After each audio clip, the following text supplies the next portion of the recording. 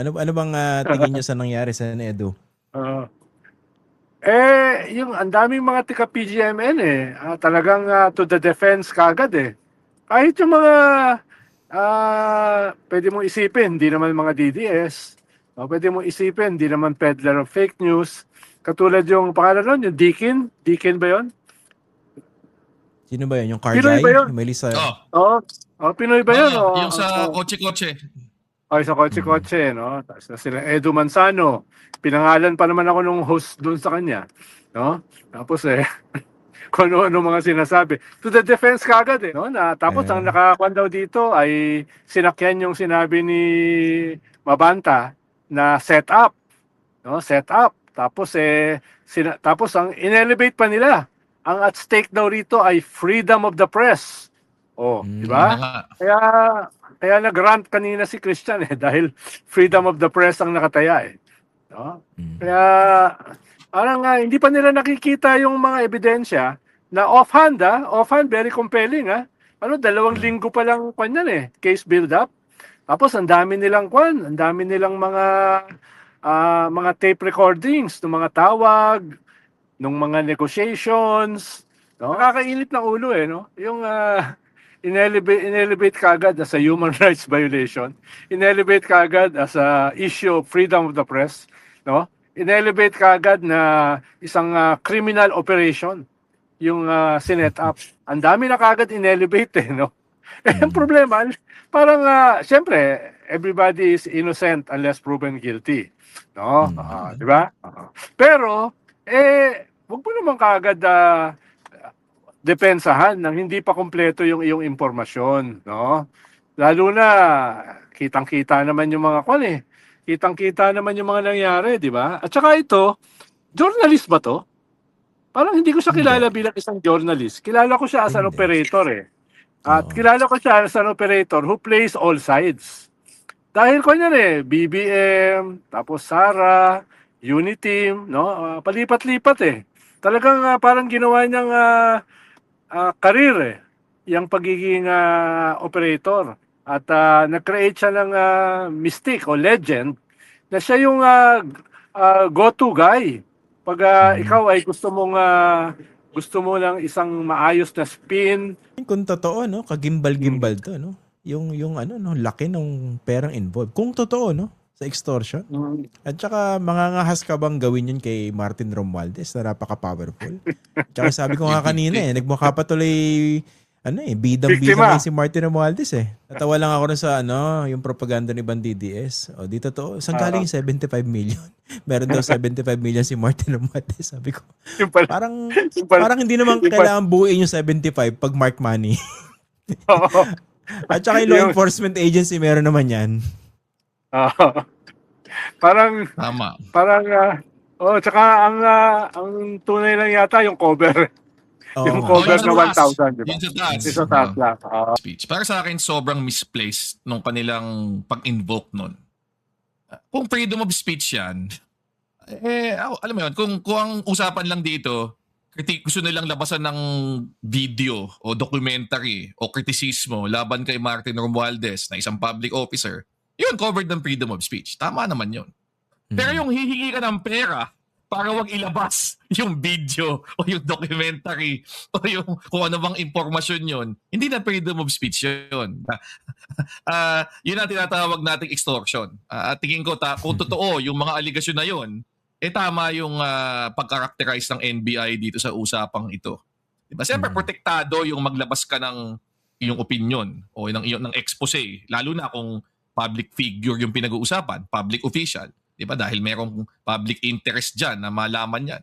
In fact, maski nga murahin mo si Martin Romualdez diba? Tawagin mo siyang magnanakaw in public, tingin ko, protektado yun Hindi pwedeng, pwede mong i-claim yun na protected under yung right to, pwede mong ilaban, yung right, sa right to freedom of speech Pero yung kukontakin mo yung opisina ni Martin Romualdez at sasabihin mong unless bayaran nyo kami ng 350 million pesos, tatawagin namin siya magnanakaw sa isang video, hindi na yun freedom of speech, di ba? Klaro yun, di ba? So, ako, yun ang isang kailangan nating gawing malinaw na distinction dito. Kasi nag-agree ako doon sa sinabi mo nung bungad ang laking, dahil misleading yung pag-claim na yon, yung mismong karapatan ng freedom of speech at yung freedom of the press, parang napapalabnaw eh. Di ba?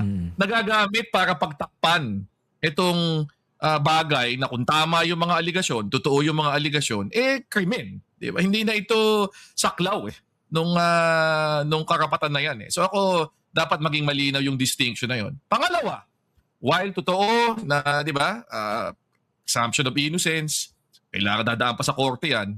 Ako, simple lang ang tanong ko eh. Kung set up ito, ano ginagawa niyan tumatanggap ng 75 million pesos sa ating gabi? Di ba? Yun yung punto eh. Di ba? Sa dulo, anong explanation mo doon? Ano, inabot sa'yo? Pinilit kang tanggapin yung pera? Mukha namang hindi ka doon ang nangyari eh. Di ba? Parang malinaw na may nilabas pang video na tinawagan siya, tinanong siya kung sino tatanggap ng pera, saan tatanggapin, paano po ito, 3 maleta ito, etc. etc.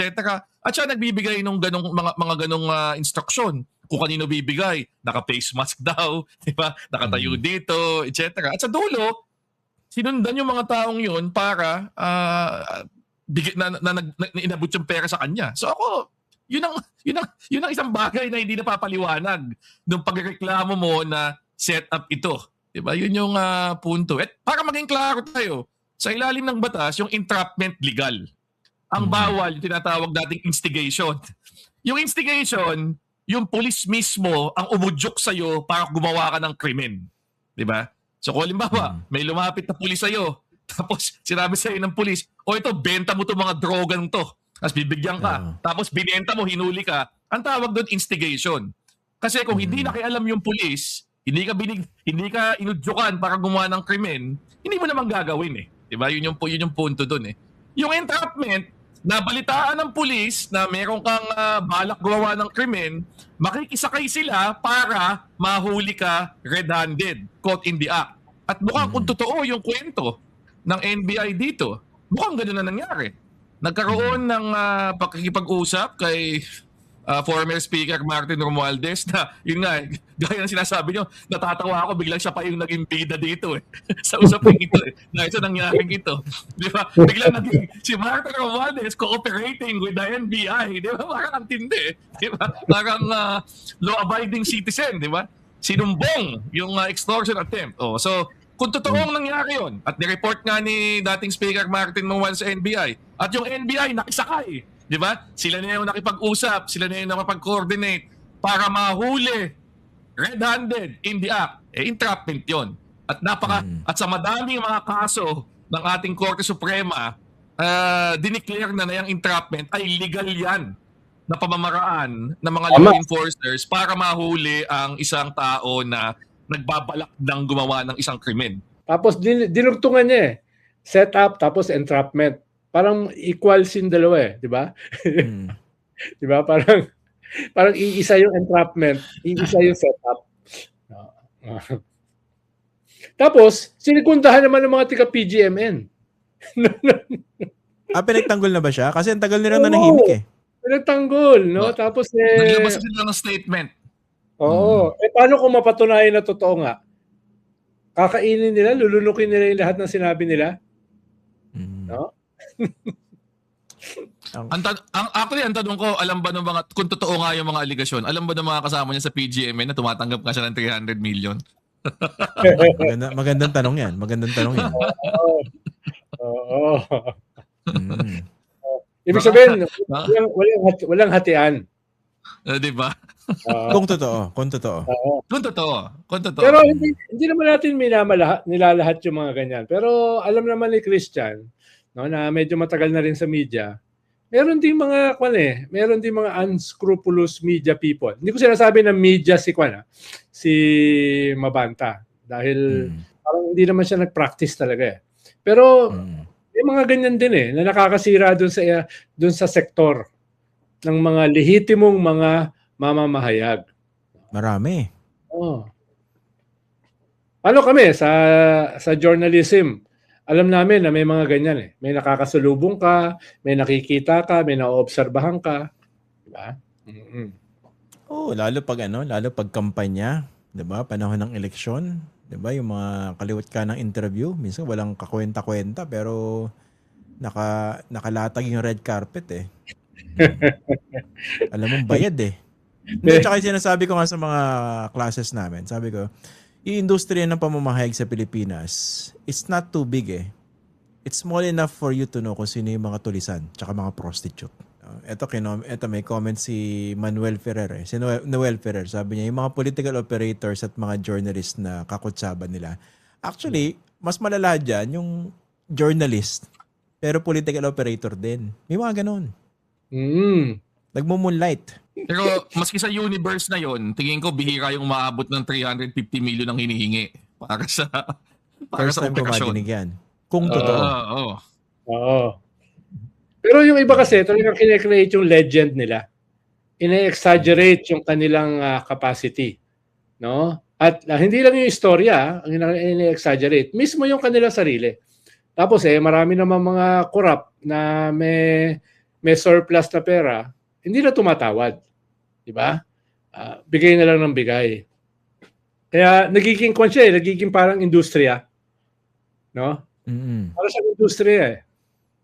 Lalo na, sabi nga ni Christian, pagpalapit na yung eleksyon. Nung nandun pa ako sa mainstream media, nung paalis ako, di ba may mga exit conversations yan eh. Yan ang sabi ko. Nasabi ko rin sa isa eh. Ito. Nasabi ko sa ABS-CBN. Nasumbong mo. Boss.